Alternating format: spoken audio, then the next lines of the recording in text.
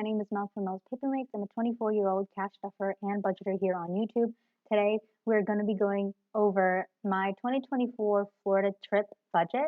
This is going to be a redo because the first time I filmed this video, it did not end up well. What ended up happening was the audio cut out probably 4 minutes into the video. So I'm just going to redo this so that people can have this as a resource whenever they are wanting to do a trip budget.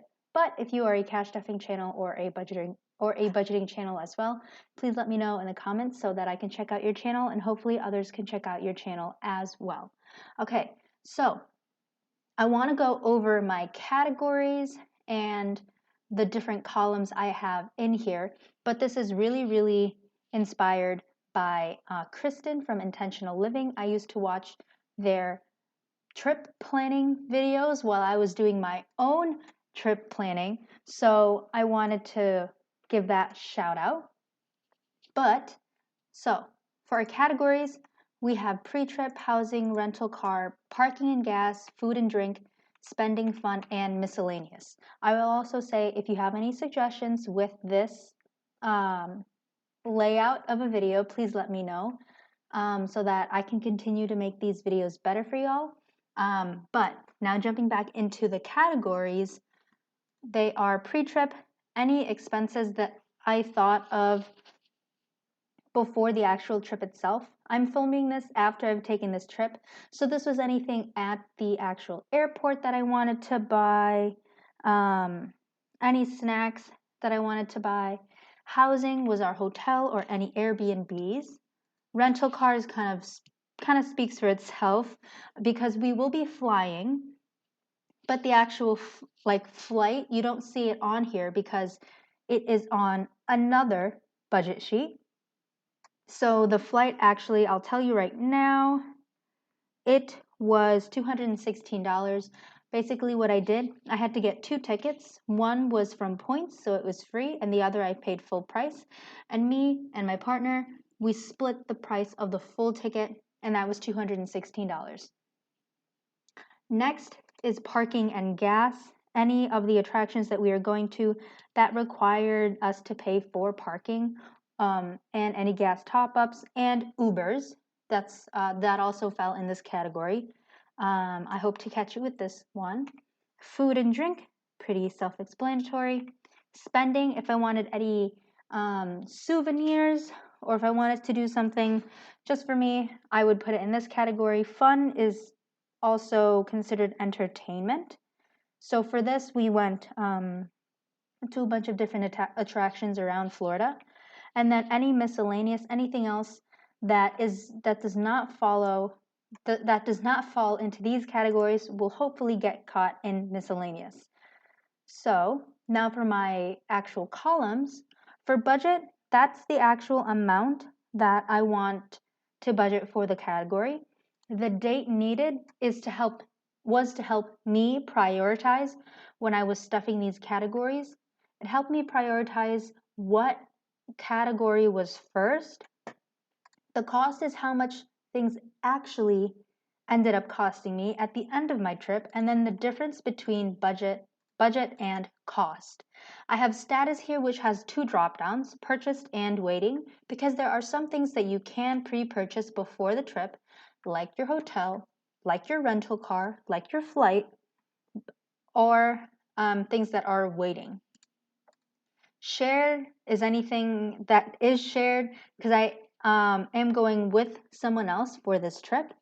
And then since it's shared, I break down the budget per person if it is shared and cost per person if it is shared and the difference between the two and any notes I have here on the side. So now we can actually get started. So I have a lot of formulas baked into this little table right here. But first I want to start off with the actual duration. The date I'm going to keep private. The specific dates private for now until after I get back, but I am already back, but it is in August. The duration of this though, this is going to be 6 days, and the number of people that this budget is pertaining to is 1 person.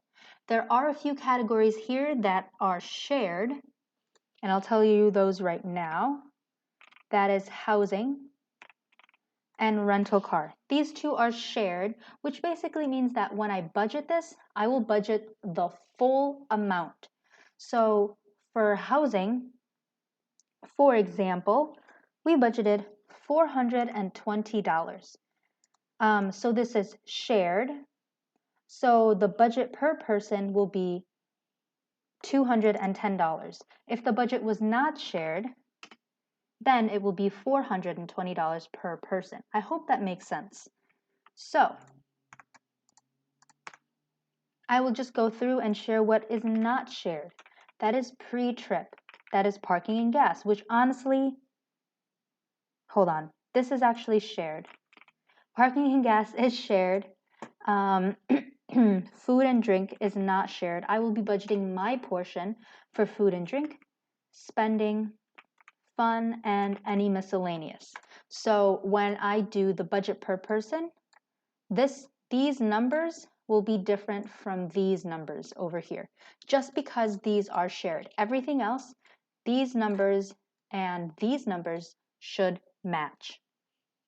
All right, so now I'll go over how much I wanted to budget and how I got that number. All right, so for pre-trip, I budgeted 150, oops, hello. I budgeted $150, and basically I got that number, I just threw a number out there. I was watching videos like budgeting videos, and this is just kind of the number that they threw out there. But for housing, what I did was look through my hotel of choice that I wanted. I knew what hotel I was going for because I had been getting points from my previous job. So Hilton was my hotel of choice. And I was looking through to see how much no, sorry, excuse me, 6 days and 5 nights would cost in the area that I was looking at. I was looking through multiple hotels, and I did have points with this brand.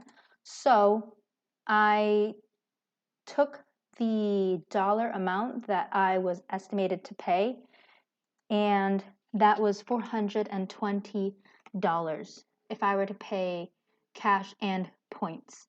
And I got that number by looking at various different hotels and taking the average. So 420 is the amount that I budgeted for housing.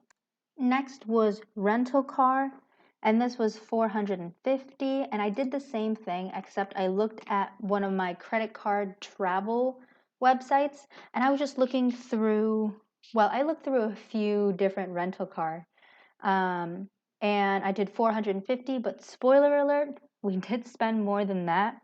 So in the future, I will probably bump this up to either $550 or even $600, but 450 for 6 days is perfect. But I will have you know, I am not 25. You need to be 25 and over to not have any really big fees when it comes to rental cars, because if you're under 25, you have to pay this special insurance even if you have a perfect driving record, just because you are under 25. So please take that as a note. If you are under 25, you will be paying more. Next is parking and gas. This was around $300. This is split between me and my partner. And then I just looked up, how much do you pay for gas and parking and such? And people were saying like you could do $50 a day, because some days you do park and they can be really crazy, and some days you don't park. So I thought maybe just 50 a day. That'll be great. At this point, we weren't really sure how much we were going to be driving. So 300 or $50 a day was the number that I chose. Next is food and drink. So I initially thought it was going to be like I thought initially it was going to be like $100 a day, which is a lot. I will say I'm very, very conservative with all of these numbers. I overestimated, or I over budgeted for everything. because I wanted to have more than have less. So for food and drink, I estimated $75, but I previously thought it was going to be $100, but our hotel had free breakfast. So I bumped it down to 75. In my head, I was like, Florida prices can be really high, and the places that we want to visit, they might have really expensive food. Granted, there are some nights maybe where we want a nicer dinner, but there are definitely going to be nights where we just want to grab like a piece of pizza and just sit in our hotel room and just rest. So $75 was what $75 a day was what we decided, or what I decided, and in total that was 450. Next is spending. So my initial amount that I wanted to save for actually all three of these was $150. But kind of later in my saving process, I really got in my head and I thought, what if I spend more than what I budgeted? What if I want to go see and do more things? And at that time, I was able to put more money towards these categories. So I put an extra $100-ish towards all three of these categories. So each category ended up actually being $250 with the exception of fun. I put an extra $30 there because I was really, really nervous about not, I was really nervous about spending too much. So I really wanted to make sure that I had a good amount of money to spend if I really wanted to. In total, this is $780, which is a lot. That is a lot of money, and I will do another spoiler alert. I did not get close to spending $780 at all. What actually ended up happening was for fun, I had about $60 left. For spending, it was around $200 left, and for miscellaneous, it was $150 left. So I will make a video in a few minutes probably going over my actual transactions, the cost, the difference, and probably where the rest of that money is going to go, but you'll be surprised. Did I actually overspend or did I underspend? You'd be surprised at what I actually did. So these are the numbers that I came up with when I was budgeting. Now you can see this number and this number are really different. But you know what? Let me zoom in, probably so it's easier for y'all to see. But you can see that these two numbers are very different from each other actually. So this is because some of these expenses are shared and some are not. As you can see, for my shared expenses, everything is cut in half because these are my portions of everything. So in total, I was trying to save $1,965. Now I know I can take this money and put it towards possibly my car loan, my student loan, everything and anything, but I really wanted to enjoy life. I believe there's a good balance to okay, hold on, let me back up. I'm getting a little excited. I believe every budget needs to have good balance. I believe every good budget has balance.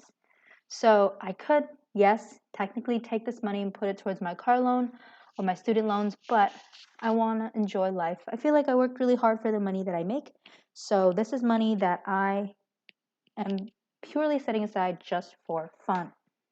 And I will say, this is after all of the money that I've put on towards my car loan and towards my retirement and stuff. While I was saving, I still contributed to all of those big things. This is the money that I set aside purely for fun and purely for this trip. So now I'm going to fill in when I kind of need everything by. And remember, this kind of helps me prioritize what needed to be saved first. So I started saving for this probably a year in advance. So August 2023, probably even earlier than that, is when I started saving for these things. So when it was time to start having a date as to when to start saving for these things, I was like, okay, early summer is when I start buying everything. So early summer is May. First, I wanted housing. I wanted where we're staying to be sorted out and booked at the beginning of summer because this is happening at the end of summer. So May was when I wanted housing. And then by the middle of um, the summer, so June, is when I wanted pre-trip and rental car. These are like, rental car is a prepaid thing that I could save for. So if I reserve my rental car before I go on the trip, that'd be great. So these were in June. And basically everything else I didn't need until I actually got to the trip. So I didn't need any of these until August.